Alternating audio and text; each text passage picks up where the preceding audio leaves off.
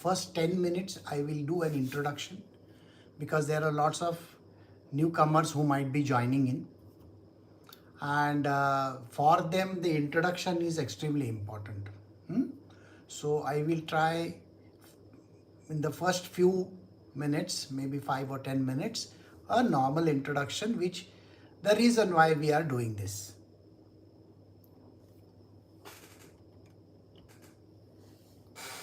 You can start. Recording in progress. See, the reason why we are doing the Bhagavad Gita for women is because Bhagavad Gita, the characters right from the beginning to the end are all males. And the war was fought between the two sides, that is the Pandavas and the Kauravas. Everybody over there, including the divinity, is male. Alright? The gurus over there, who are also a part of this. When I say gurus, there are many gurus over there, no doubt about it. Some of them you know. Bhishma Pitama is one of them, right? Dronacharya is another. Kripacharya is another. And the greatest of all the gurus is Sri Krishna himself. Now, I will have to go back slightly backwards in time to give you an understanding why this was the case. We have covered 3 yugas as of now. The first one is called the Krita Yuga or the Sat Yuga as we know. Second one was called the Treta. Third one was called the Dwapara.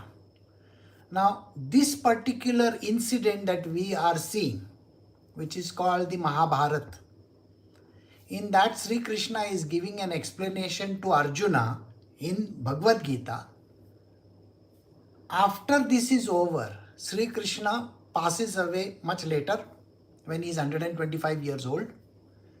That day is the beginning of the new age, as we called the last age which is there, which is called the Kali Yuga.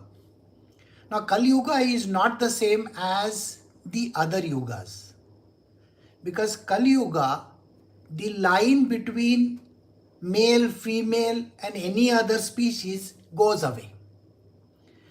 And you will find that in the last couple of years, that line has started becoming blurred. With so many people coming in, we cannot even say that today we can call the male as he or a female as she. You understand? They have their own identification. So this yuga, you will find that mostly there is a blurring of all the lines.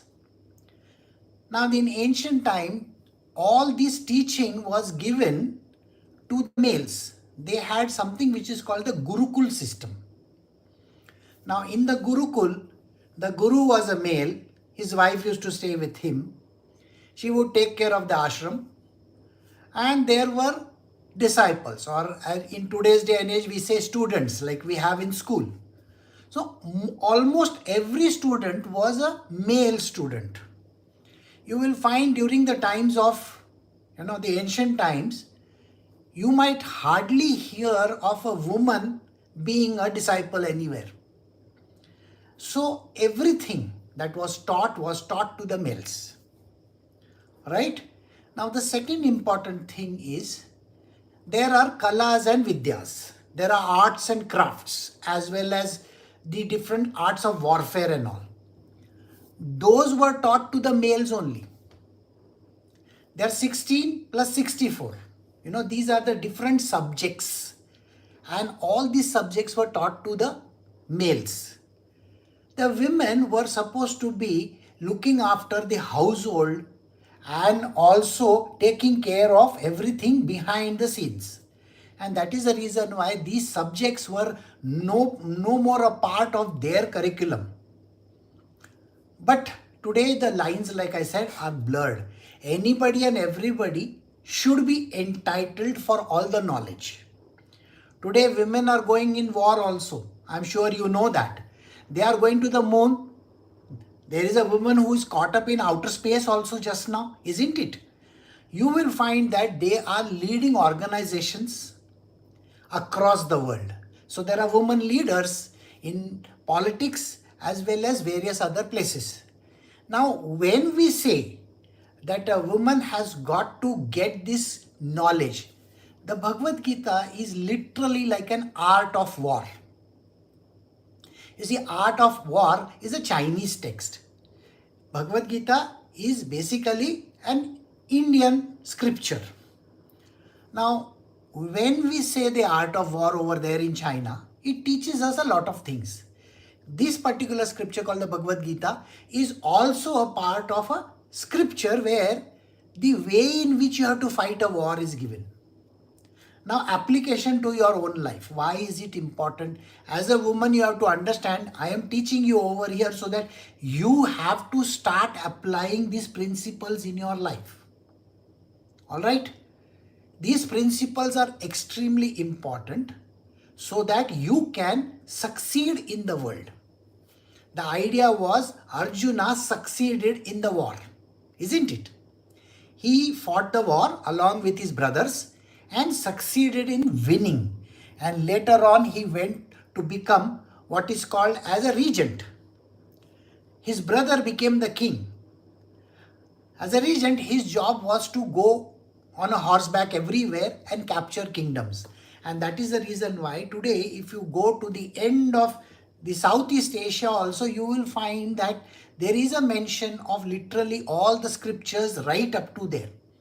The moment you get out of the airport in Bali, you will find bang in front of your face, there is a very beautiful fountain or a sculpture in the middle where Sri Krishna is there along with Arjuna, and the same depiction of this Mahabharata war is there. The Bhagavad Gita is there.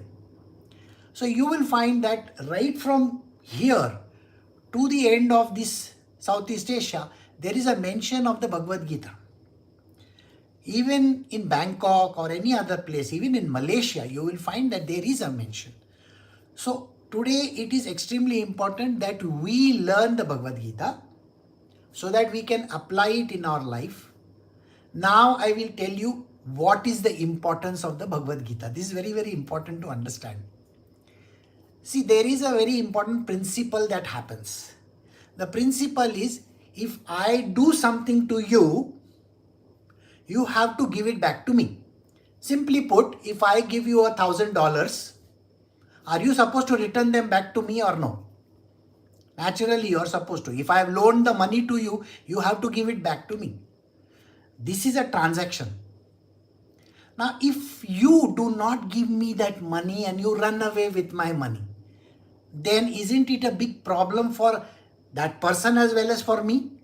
Because I am going to keep on saying I lost my $1,000 and the other person will become a thief. He has taken the money.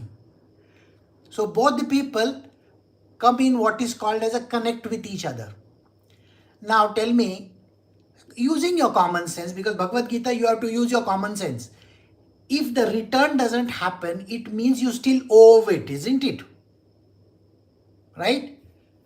This universe has been made in such a manner that everybody owes something to the other. And that ownership has to be transferred back. So, even if you have the $1,000, you have to somehow give it back to me. Right? This is called the law of karma. See, law of karma is a very unique philosophy as far as the Indian scriptures are concerned.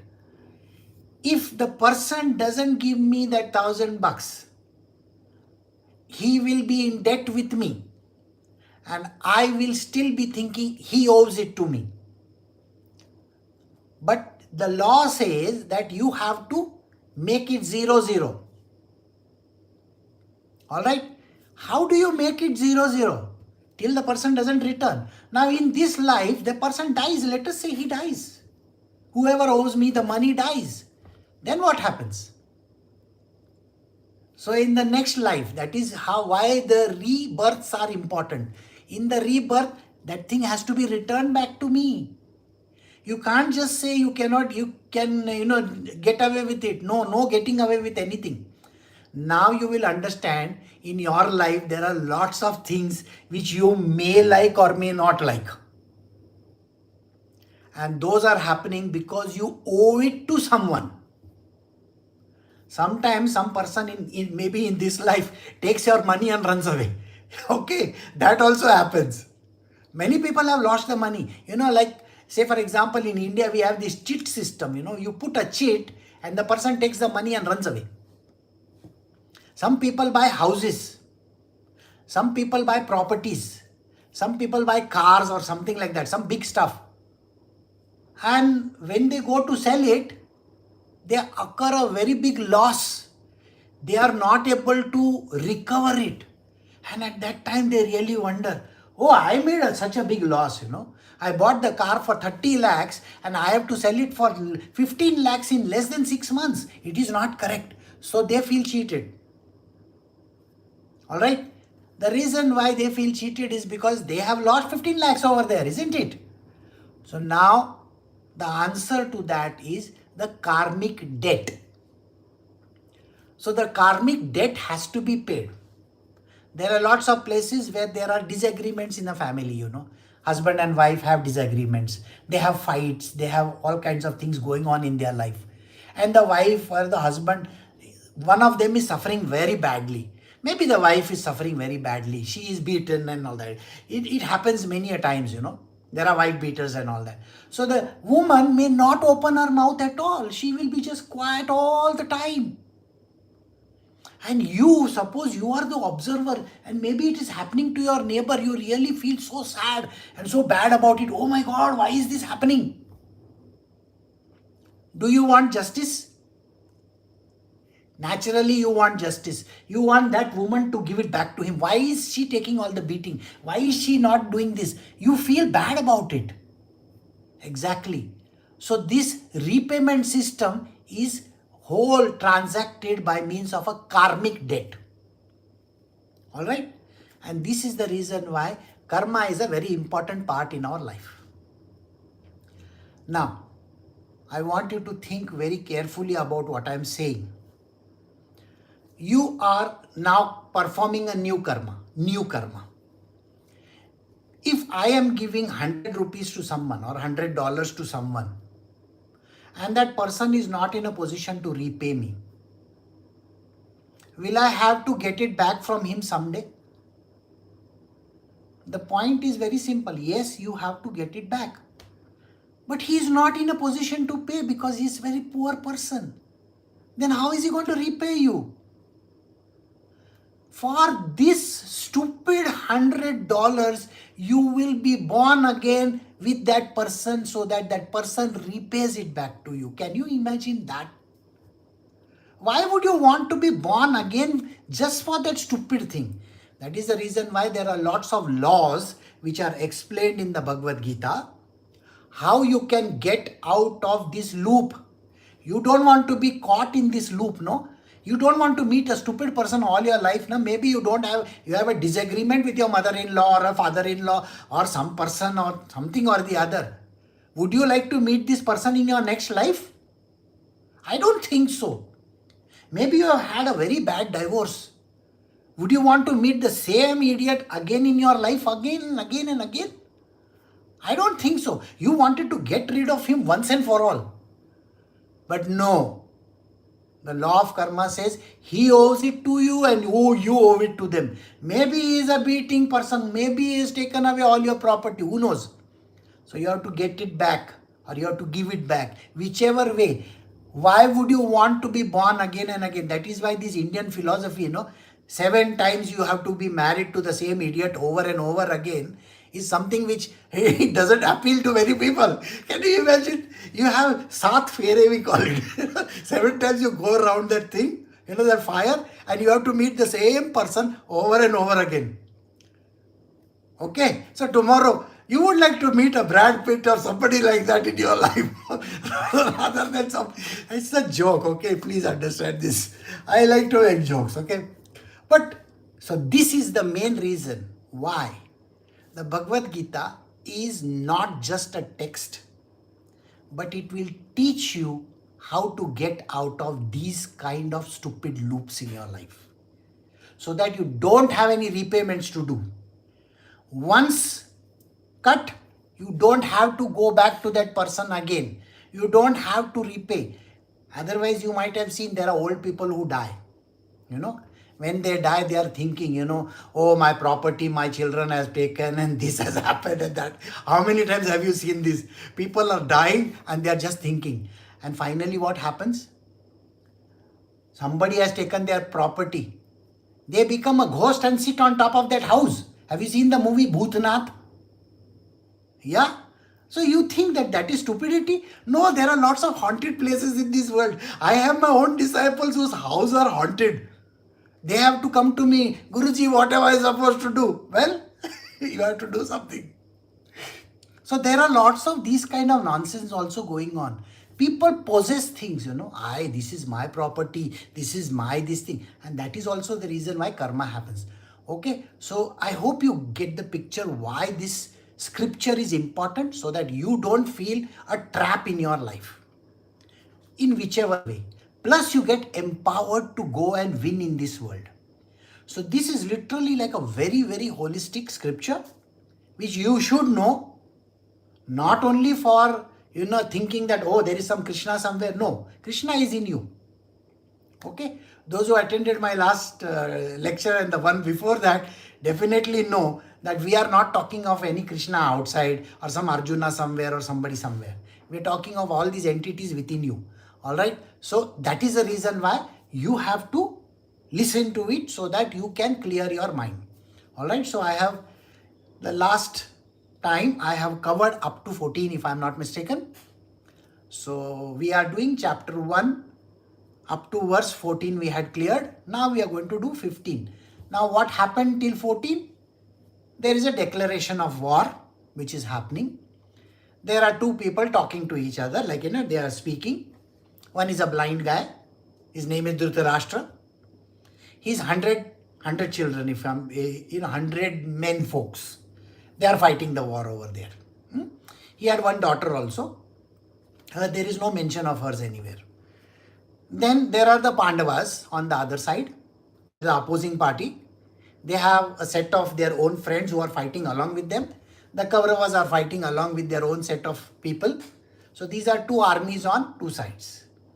And Sri Krishna is the person who is the charioteer of Arjuna's chariot. Those who know, for them I don't have to tell, but for those who don't know, who are these 5 Pandavas and Sri Krishna? The Mahabharata is happening within your being. There is no place called Kurukshetra outside. I already explained this last time. Kurukshetra is the battlefield within your being. Your being is this. Everything is happening within you.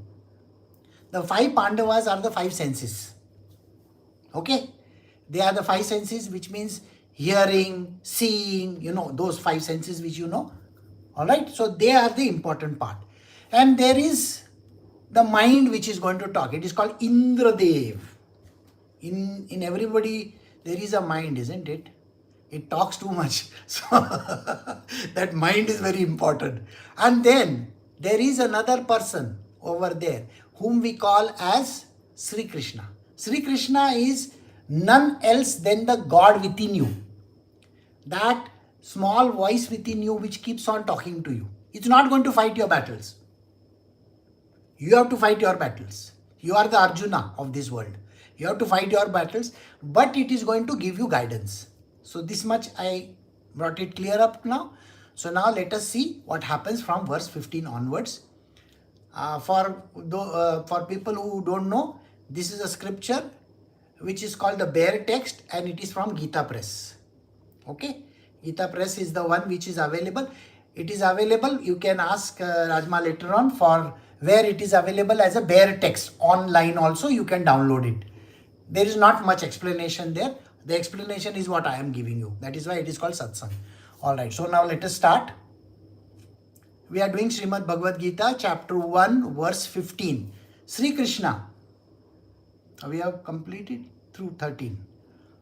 All right. Okay, so we will start 14 then. All right. So Bhagavad Gita chapter 1 verse 14. Then seated in a glorious chariot drawn by white horses, Sri Krishna as well as Arjuna blew their celestial conches. Sri Krishna blew his conch named Panchajanya Arjuna. The Devdatta, while Bhima of terrific valiant deeds, blew his mighty conch Paundra. King Yudhishthir, son of Kunti, blew his conch Anant Vijaya, while Nakul and Sahadev blew theirs called Sugosha and Mani Pushpaka. Now, this is a declaration of war. So naturally, when there is a declaration of war, there is a system. And the system says that we have to announce to the world that we are going to fight this war. So there is a declaration which says, okay, I'm going to blow my conch. I will give you the understanding of that. And the excellent archer king of Kashi and Shikhandi, the Maharati, the great warrior, Drishtyumna and Virata and invincible Satyaki, Drupada as well as the 5 sons of Draupadi and the mighty arm Abhimanyu, son of Subhadra, all of them, O Lord of the earth, severally blew their respective conches from all sides. And the terrible sound echoing through heaven and earth rent the hearts of Dhritarashtra's army. So here, when people are blowing their conches, if you recollect, I just now gave you the way of looking at it. I told you that we have to apply it in our life. This is a scripture which you have to apply it in your life, personal life. This is not a story from outside your world. Otherwise, it will have no value. Okay? Otherwise, what is the point in listening to all these stories? You have to apply them. So, what is the application here? There are these 5 Pandavas and there are all the people connected with him. What are they doing? They are listening to this war cry which is going on and then announcing that, yes, I am going to fight this war.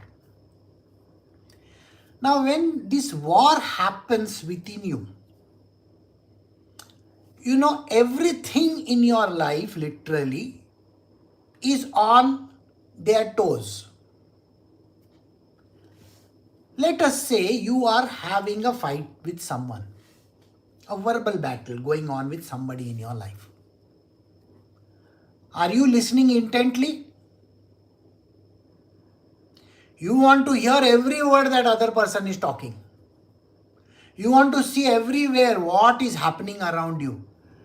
You are literally on the sense of alertness. You know, you are alert. And this alertness is nothing but announcing to the world, yeah, I am ready. Have you seen 2 fighters who are going to take up their position in a boxing match or a karate or judo or something like that? Have you seen how they get ready? Like that? There is nothing but announcing to the world, okay, yes, I am ready. Even the birds or the monkeys or animals also do that. They get ready. Because I want to fight. Everybody wants to fight. Okay? So better to be ready. So here they are in the sense of readiness. And they want to fight. So they first announce, yes, I am going to fight. So everywhere the announcement happens. Now who are these people, like I said? That is the entire system within you. A few days ago I explained to you all that everything is within you. How is it within you? There are 3 domains, 1, 2, 3. 3 domains are there in this world.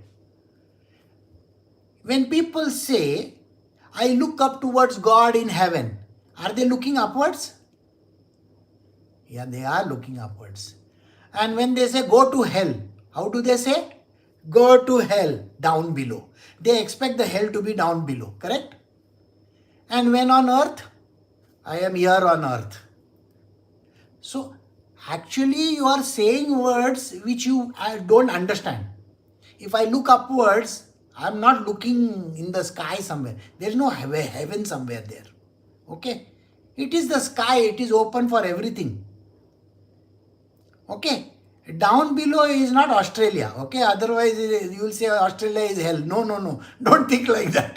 And Russia is heaven. Nothing like that. So it is not up and down. It is within you. The body is divided into 3 zones. The upper zone that is the upper torso. The upper torso is called the heaven zone. Heaven. The legs below, they are called the hell. Remember this. And the in-between part, there's an in-between part, stomach downwards, your navel downwards, till the legs. That portion is called the earthly plane. When we say this person is down to earth, I hope you get the point, So, when we say, oh, he's got a heart of gold, actually we are saying that this person is like a heavenly person. We say these words, but we don't understand. So the whole thing is happening there only, within the zones. And that is the reason why we have to accept it, that this is where the battle is happening. And everybody is within the battle. Every part of your being is in the battle. Don't think that one part is not. Okay? So, understand the reason why this happens. Alright? Now, today morning a very interesting question was asked by Rajma and I was giving her an explanation. I will tell you what the explanation is. She says now, she had done a video about perimenopause and all that. All of you are women, so I'm just talking to you. So, about perimenopause, which hits a person anywhere between 2 to 8 years before their menopause. Okay, this is what happens. And you go through hell literally, all your hormones are going out of shape, something is happening and body doesn't respond to, so many problems are there. So she asked me, Guruji, why does this happen? So I gave her a very simple explanation. It is very important for you to understand also. So I told her that let us say if you don't eat your food for 24 hours, what happens to you? You start at 8 o'clock today morning and till tomorrow 8 o'clock you are not going to eat food. No water, no food. Like you have this upvas that you do, fasting. Your stomach is going to keep on growling. It's going to say, oh yeah, I am hungry, I am hungry, I am hungry, I am hungry. I am hungry, it says. Your other parts of the body also get upset. You know that? How much of a headache do you have if you don't eat food? Have you seen? You're literally catching your head. Oh my God, I got a stinking headache. Why? Because everything is connected. In the same way, let us say the perimenopause is also equally there. See, the uterus is not interested in some activity because now it has to go back to its original position. It just wants to stop all that. Or in some people, it wants to continue. So body by itself creates this kind of a havoc in your system. It is the urge and the need and the want and the desire. So every part of your body gets affected, isn't it? That is why the hormones go out of hand. Your body goes out of shape because it is revolting, it's reacting. So I hope you get the point. Now in this Bhagavad Gita also, you are going to understand why everything goes out of hand. All the sons and everybody in the battlefield, they are getting ready. I'll show them. Like that. Just think like that. And the sounds are there. The heavens are rent with those sounds. And Dhritarashtra's army. Who is the Dhritarashtra's army? The Kauravas. Do you think there are Kauravas inside your being also? Or no? Kauravas are inside our being like nobody's business. All the wrong stuff that we have to do. Like when you are saying, oh, today I have to not eat this fatty stuff, I should not have these fries when I go with my children to McDonald's. You really want to snuck one or two of them and eat them. Does it happen to you or no? You really feel, I want to have that as well. But you are trying your level best. No. So this is very common in all of us. Literally everybody is like that. We want to avoid certain things. So these are the other thought processes which are going on. Those are the opposing forces. They will tell you, no, eat it. And you will say, no, I can't. So these are opposing forces. So Kauravas and Pandavas are nothing but opposing forces within your being. Got it? So don't bother yourself that there is some Kaurava. Now, the characters which I explained, I don't know whether you remember, there are two main characters there. Two main characters. One is a character who is called Duryodhan. Duryodhan is there, and second one is called Dushasan. Do you know that thought which comes up in us? Desire. I want to make more money. I want this. I want that. Okay. See the word Duryodhan. Dhan. See, it's connected to greed. Everybody has greed. I want this and I want that. You know, the Instagram is full of all those things, isn't it? The moment you're scrolling, no, oh my God, knew this thing, huh? It's nothing but that. And the biggest activity that happened in the last few months is that wedding. You saw everybody wearing beautiful jewelry, all nice saris, nice clothes, this, that. What was that? It is to entice you to buy those stuff. That watch, 2 crore watch or something like that, you also want to own. That is Duryodhani within you. I also want that. If you are having a normal car, let us say you are having a Prius, a Toyota Prius. I want to own that BMW 7 Series. is a thought which goes on constantly, Why should they have? I also want to have. And then Dushasan. Dushasan is what? The lust part of it. We say Kamini Kanchan as far as, Ramakrishna Paramahansa is concerned. Lusting for something. When you don't have, you really want it. That is a kind of a thing. So these are two characters. And then there is all this Duryodhan, Dushasan, and, Bhishma Pitama, Kripacharya and all that. All those are nothing but within you, there are those knowledge base. Okay. Who is this Bhishma Pitama? Bhishma Pitama is just the religious knowledge that you have. You have been taught some religious stuff, isn't it? Oh, you have to pray like this, you have to do this, you have to go to temple, blah, blah, blah. And you follow it, no? Many a time, because you are afraid of it. That is why. And then there you have the other person, Dronacharya. Dronacharya is who? You have done your studies and all. So basically that is the education. That is what it is. Beyond that, there is nothing. So don't bother your head about it so much at the moment. Now, O Lord of the earth, seeing your sons arrayed against him, and when missiles were ready to be hurled, Arjuna, who had the figure of Hanuman on the flag on his chariot, took up his bow and then addressed the following words to Sri Krishna. Krishna, place my chariot between the two armies. And keep it there till I have carefully observed these warriors drawn up in the battle, and I have seen with whom I have to engage in the fight. I shall have a look at the well-wishers of evil-minded Duryodhana in the war, whoever have assembled in this side and are ready for the fight. So here, Arjuna is within you and is saying, okay, now I want to see who is fighting me. So he tells Krishna, okay, now he's a person who is driving the chariot, isn't it? He says, you go and place the chariot in between these people. I want to see who is doing this. You know that false bravado that we have?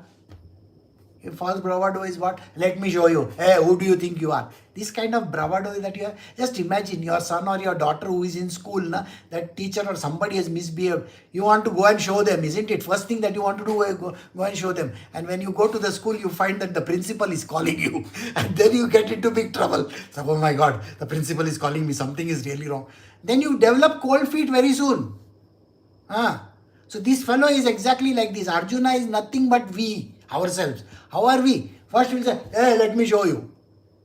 And then, when he sees the big people in front of him, he develops cold feet. So here, the story goes that Arjuna, that is very much us, we want to show the world and we want to take on any fight that is possible. Especially when, suppose somebody comes and bashes your car, you know what happens, no? You get out of the car, you want to show that fellow, and the moment you see that fellow is like Khali, Khali, that big fellow, you feel very scared of, oh my God, I can't fight this guy. So it's like that. Everybody goes through that. So that is the reason why we have to know our enemy better. And he says, I want to go and see. So he tells Krishna, place the chariot between these two armies so that I can see. I can look at my side also, Who is fighting with me? And against me also. Who is not fighting with me? So we have come to the end of verse 23 and we will stop over here. Okay. So after this, I will take a few questions. Recording stopped.